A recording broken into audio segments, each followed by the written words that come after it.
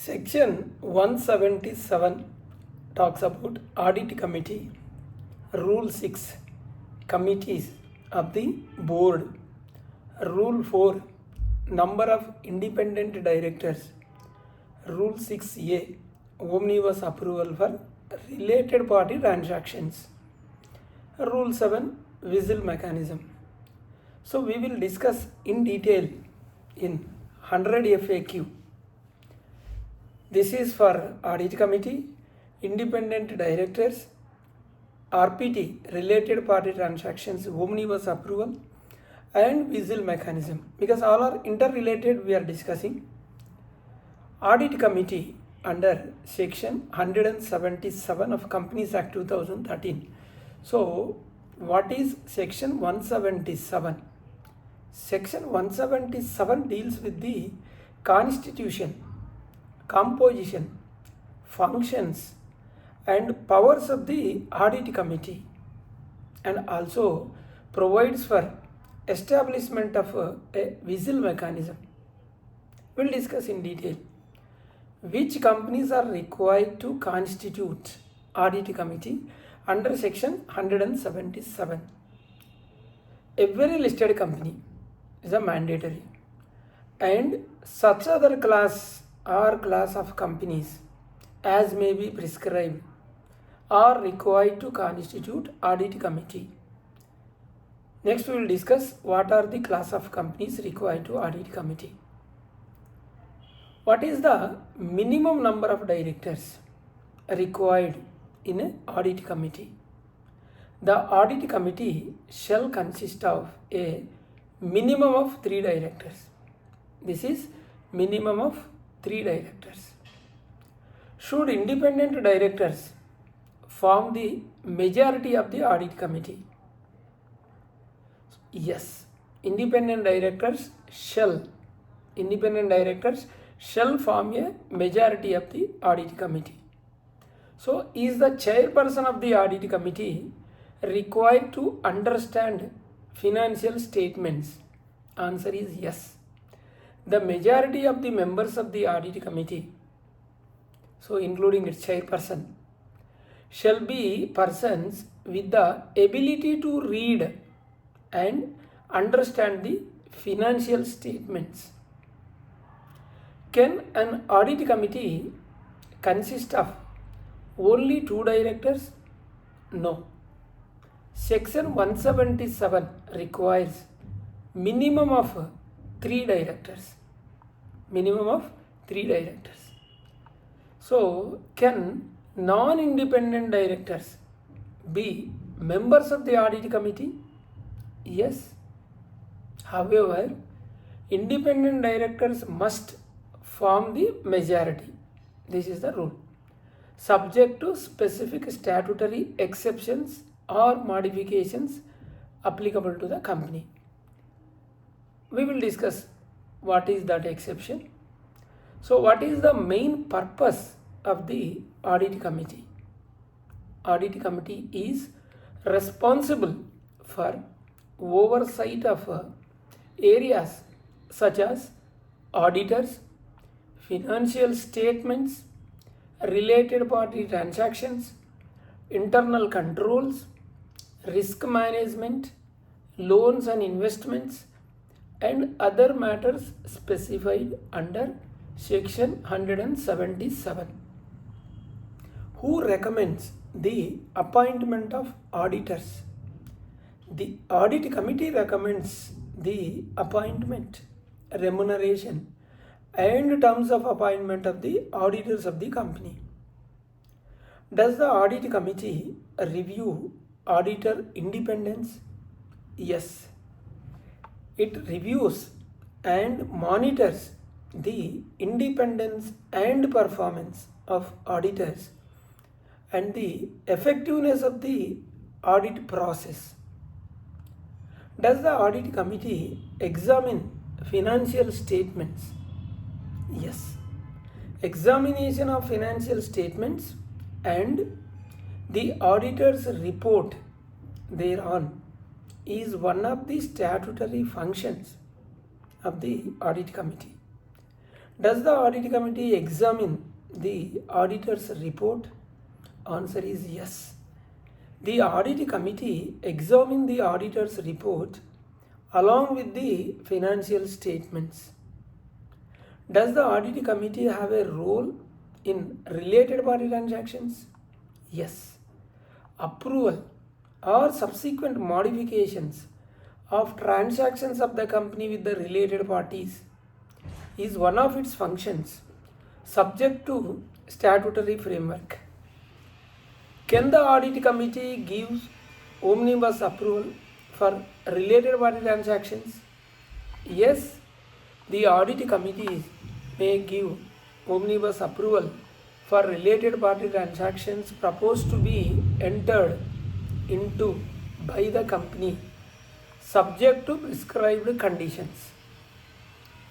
Can the audit committee subsequently modify the related party transactions? Yes, where it is said section 177 specifically include this section includes includes the approval or subsequent modification of transactions with the related parties. What happens if the audit committee does not approve a transaction? For a transaction other than, listen carefully, the transaction for a transaction other than a transaction referred to in section 188, where the audit committee does not approve the transaction, it shall make its recommendation to the board. What is the special provision for a transaction of up to 1 crore?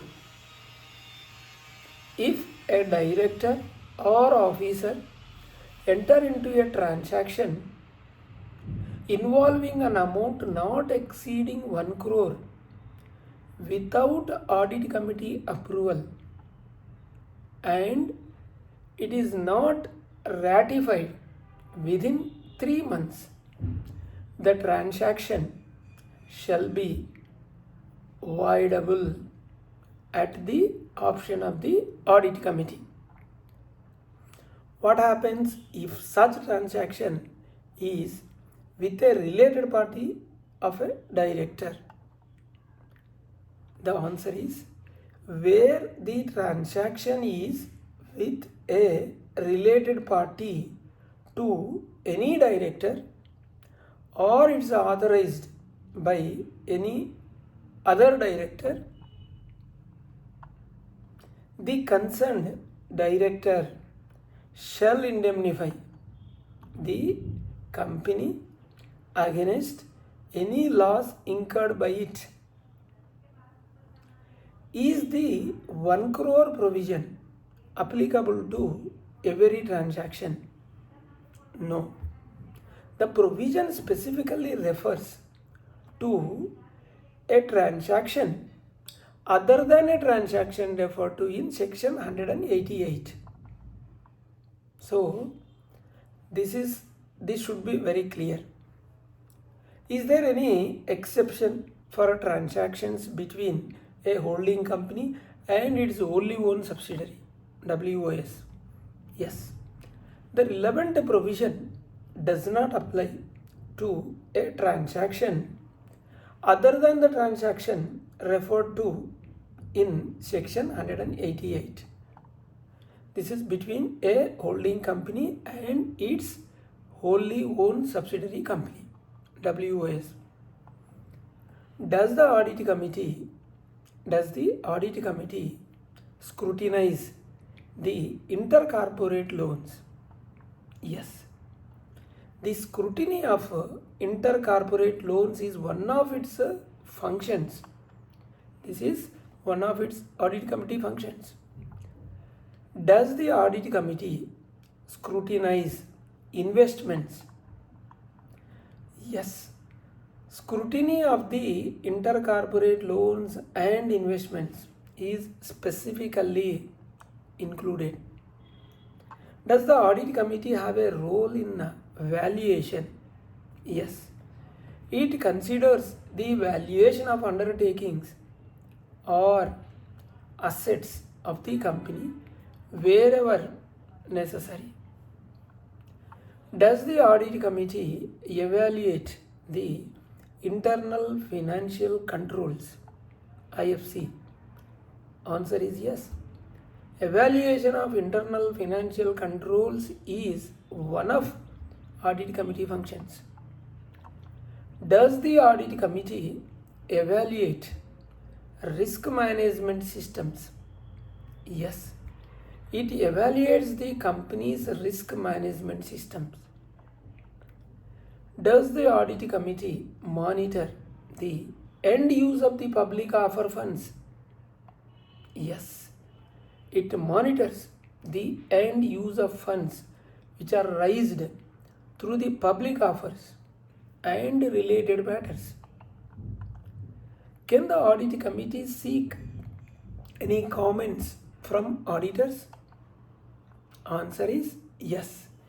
It may call for comments of auditors about the internal control systems, scope of audit, and auditors' observations.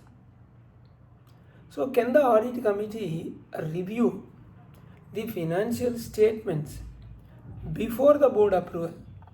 Yes. It may review the financial statements before their submission to the board. Audit committee review the financial statements. This is one of its functions. Can the audit committee discuss audit matters with the statutory auditors? Yes. It discusses the relevant issues with the statutory auditors. Can the audit committee discuss the matters with internal auditors? Yes. The audit committee discuss the relevant issues with the internal auditors. Can the audit committee discuss audit matters with the management? Answer is yes. It will discuss the related issues with the management of the company. See, there is a wide scope, roles and responsibilities and powers of the audit committee. Does the audit committee have investigative powers?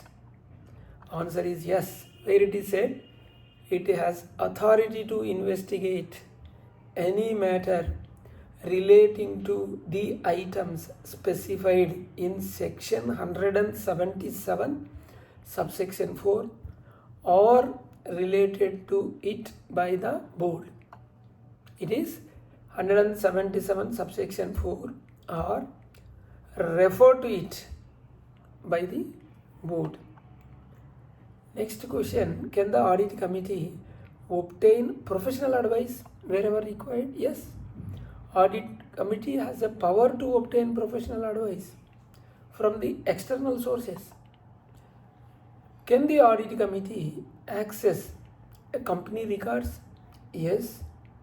It has a full access to information contained in the records of the company for the purpose as specified in section 177.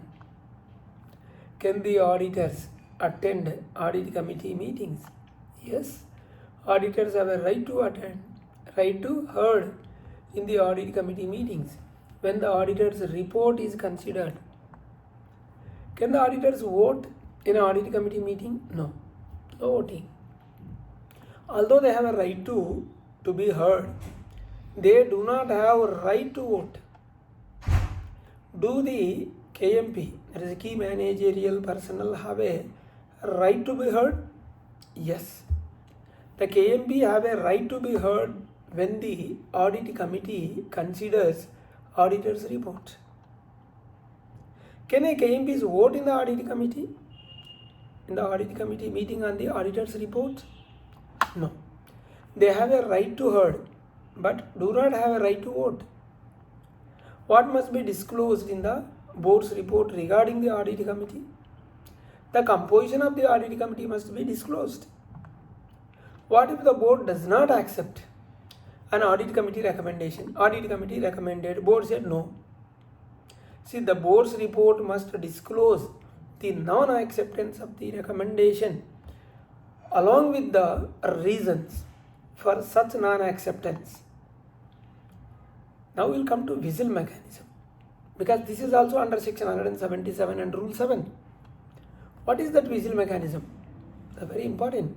This is a mechanism through which the directors and employees can report their genuine concerns or grievances, which companies are required to establish a Vigil mechanism under section 177.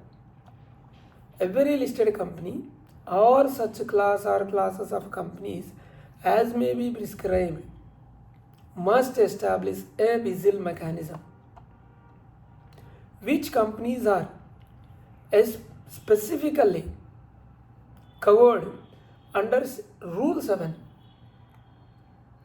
The prescribed class includes, because class we have mentioned, the companies which accept deposits from the public, and the companies which have borrowed money from the banks or public financial institutions in excess of 50 crore. Can employees use the Vigil mechanism? Answer is yes. The Vigil mechanism is available for directors and employees to report genuine concerns or grievances. Can a director use Vigil mechanism? Yes. Directors are specifically covered. What type of matters can be reported? Directors and employees may report their genuine concerns or grievances through the Vigil mechanism. It cannot be misused. Who oversees the Vigil mechanism? Where the company has an audit committee. So the audit committee oversees the Vigil mechanism if the company has an audit committee.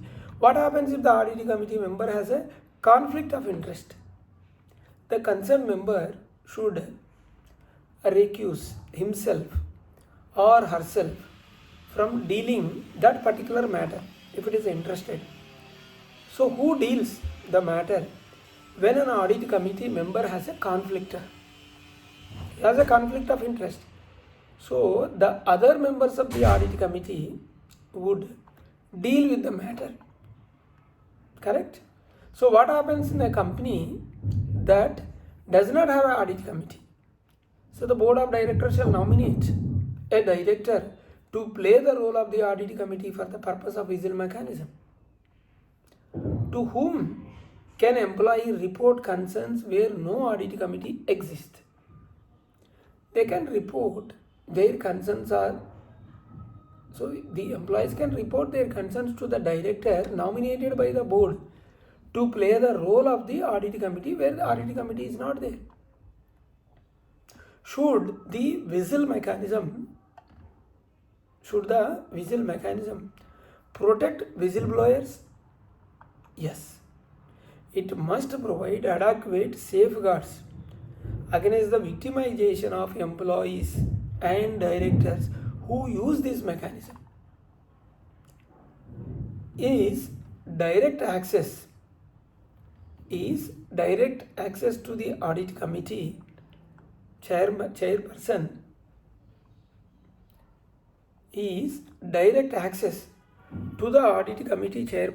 is required? Yes, the Vigil mechanism must provide a direct access to the chairperson of the audit committee in exceptional cases, not in every case. So what happens if the company without an audit committee in exceptional cases? So direct access shall be provided to the director nominated to play the role of the audit committee. So because where there is no audit committee, the one director will be nominated by the board. Can action be taken against the frivolous compliance? Then that yes, because it cannot be misused.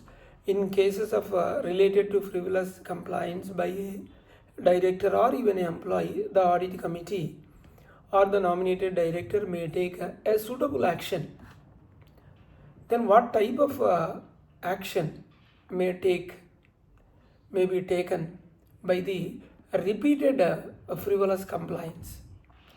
The answer is the audit committee or nominated director may take a suitable action including reprimand. Just 1 second, charging is going to.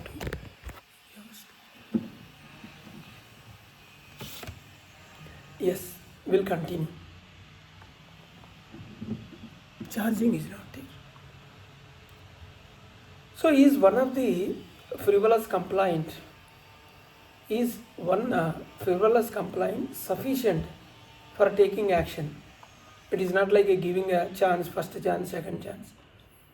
So the provision refers specifically to repeated frivolous complaints. So these are we are discussing the powers under section 177 and rules made thereunder. Is Vigil mechanism of then we'll go to victimization. Is victimization of a whistleblower permitted? No. Then no one will come forward.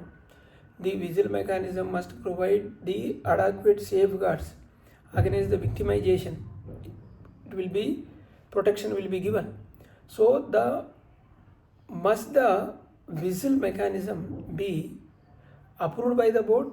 The statutory framework requires the establishment of the mechanism and provides for oversight by the audit committee or the nominated director as applicable. So law is very clear.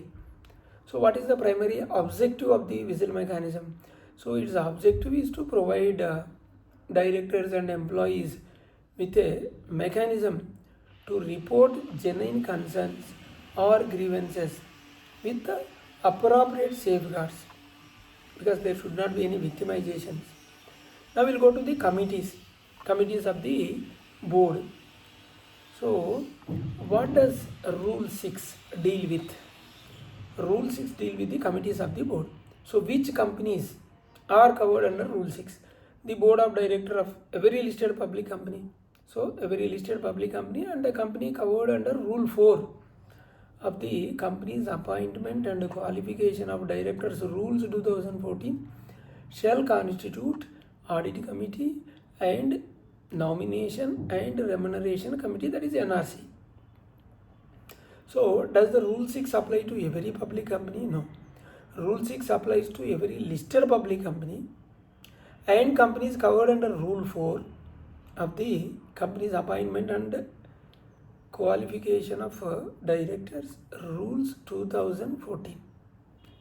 So what two committees are specifically mentioned in Rule 6? So two committees are specifically mentioned. One is the Audit Committee and second is the NRC, Nomination and Remuneration Committee of the board. So what was the earlier threshold? Because for your better knowledge, we will discuss earlier threshold and current threshold based requirement under Rule 6. So the earlier provision covered public companies having a paid up capital of 10 crore or more, public companies having a turnover of 100 crores or more, public companies having an aggregate outstanding loans, borrowings, debentures or deposits exceeding 50 crore. This is the earlier provision. Is the 10 crore paid up capital threshold still the wording of the current Rule 6? No. The provision shows that Rule 6 was substituted and now refers to every listed public company and a company covered under Rule 4. What was the earlier turnover threshold? The earlier provision refers to public companies having a turnover of 100 crores or more. Was the earlier borrowing and deposit threshold limit was there? The earlier provision refers to public companies having aggregate outstanding loans, borrowings, debentures or deposits exceeding 50 crore. Because you should know earlier provision also, if you are going through the old any old message, old provision, you should have a clarity what is earlier position and what is the current position. So what financial statements were considered under the earlier threshold based rule? The answer is the paid up share capital, turnover, or outstanding loans, borrowings, debentures, or deposits existing on the date of the last audited financial statements were be taken into account. When was this wording changed to every listed public company? This is substituted as provided in the section. This substitution was made by the company's meetings of board and its powers amendment rules 2018 dated 7th May 2018. Rule 4, number of independent directors. So what does the rule 4 of companies appointment and qualification of directors of rules 2014, which deals with the rule 4 deals with the companies rules with the number of independent directors required in a specific class of public companies. We'll discuss specific class. Which public companies are required to have at least 2 independent directors? The specified public companies that include who's having a paid up share capital, the public company having a paid up share capital 10 crore or more, or turnover of 100 crore or more, or aggregating outstanding loans, debentures and deposits exceed 50 crore. So minimum 2 directors. So is the requirement based on all 3 thresholds together? Because we discussed the 3 thresholds. Answer is no. The provision uses the word or. So the meeting any one of the specified conditions. So that brings the company within the provision subject to applicable exceptions. So anyone, not and, or. So what is the paid up capital threshold under rule 4? 10 crores or more. What is the turnover threshold under rule 4? The threshold 100 crore or more. This is turnover. What is the borrowing, debenture, deposits threshold? The aggregate outstanding loans, debentures and deposits must exceed 50 crore. So what is the audit committee requires more independent directors? So what if the audit committee requires more independent directors? Where a company covered under rule 4 is required to appoint higher number of independent directors because of the composition of audit committee. So the higher number of independent directors shall apply. Here, what happens when there is an vacancy? Suppose there is a intermittent vacancy of independent director. Suddenly, maybe whatever be the reason, vacancy is there of independent director. So the vacancy must be filled by the board at the earliest, but not later than the immediate next board meeting or 3 months from the date of vacancy, whichever is later. Got it? The vacancy must be filled by the board at the earliest, but not later than the immediate next board meeting or 3 months from the date of vacancy, whichever is the later. What happens if the company ceases to satisfy rule 4 conditions? If the company ceases to fulfill any one of 3 conditions or 3 consecutive years, any one of the 3 conditions for 3 consecutive years, then it is not required to comply with these provisions until it meets any of the conditions again. Got it? Because if the company ceases to fulfill any one of 3 conditions, we discussed, because that is a criteria, for 3 consecutive years, then it is not required to comply these provisions until again it meets any one of the conditions again. Clear? So which financial statements are considered for rule 4 thresholds? Here the answer is the paid up capital, paid up share capital, turnover or outstanding loans, debentures or deposits existing as on the date of the last audited financial statements are considered. When last audited financial statements we have to check. Can a company have a higher requirement of independent directors under another law? Yes. When a company belongs to class for which a higher number of independent directors has been specified under the law for the time being in force, the company must comply that higher requirement. Then we will go to exemption for certain unlisted public companies. In the beginning we discussed some exemptions. So which unlisted public companies are excluded from rule 4 sub-rule 1?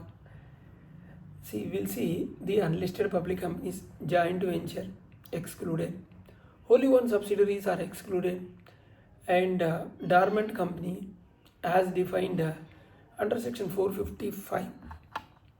So is a joint venture unlisted public company covered by rule 4 sub-rule 1? This specified exceptions states that a joint venture is not covered under rule 4 sub-rule 1. Law is clear. Is only one subsidiary covered by rule 4? The specified exemption that a wholly owned subsidiary WOS is not covered under rule 4 sub-rule 1. Is a dormant company covered? No. The specified exemption states that the dormant company under section 455 is not covered under rule 4 sub-rule 1. Law is very clear. Does the exception apply to all public companies? No. The provision specifically refers to the specified class of unlisted public companies. Rule 6A talks about omnibus approval for related party transactions, RPTs. So what is this Rule 6A? Rule 6A deals with the omnibus approval for related party transactions on annual basis. Do all related party transactions require audit committee approval? The provision states that all related party transactions shall require an approval of audit committee subject to applicable statutory framework. Can the audit committee give omnibus approval? Yes. The audit committee may make an omnibus approval for the related party transactions proposed to be entered into by the company subject to prescribed conditions. Who specifies the criteria for omnibus approval? The audit committee shall, after obtaining approval of the board of directors, specify the criteria for making omnibus approval. What must criteria for omnibus approval specify regarding the annual limit? It must specify the maximum value of the transactions in aggregate which can be allowed under the omnibus route in a year. Got it? So what must be specified regarding individual transactions? The criteria must specify the maximum value per transaction that can be allowed. Clear? Then what disclosures must be made to the audit committee? Now we are talking about the disclosures. The criteria must specify the extent and the manner of disclosures to be made to the audit committee when seeking omnibus approval. Must omnibus RPTs be reviewed periodically? Answer is yes. The audit committee must review at such intervals as it considers appropriate related party transactions entered into pursuant to each omnibus approval. Can every RPT receive omnibus approval? Answer is no. The audit committee must specify transactions that cannot be subject to omnibus approval. So what factors should the audit committee consider before granting omnibus approval? The audit committee should consider the repetitiveness of transactions, whether in past or future, and the justification for the need of omnibus approval. What should audit committee satisfy itself about before granting omnibus approval? If the answer is it should satisfy itself that omnibus approval is necessary for transactions of a repetitive nature and that such approval is in the interest of the company, then what information should an omnibus approval contain? The omnibus approval should contain or indicate the name of the related parties, the nature and duration of the transaction, maximum amount of the transaction, and the indicative base price or current contracted price. Then it must have agreed and formula for variation if any, and any other information relevant or important for the audit committee to take a decision. This is the requirement. How long an omnibus approval is valid?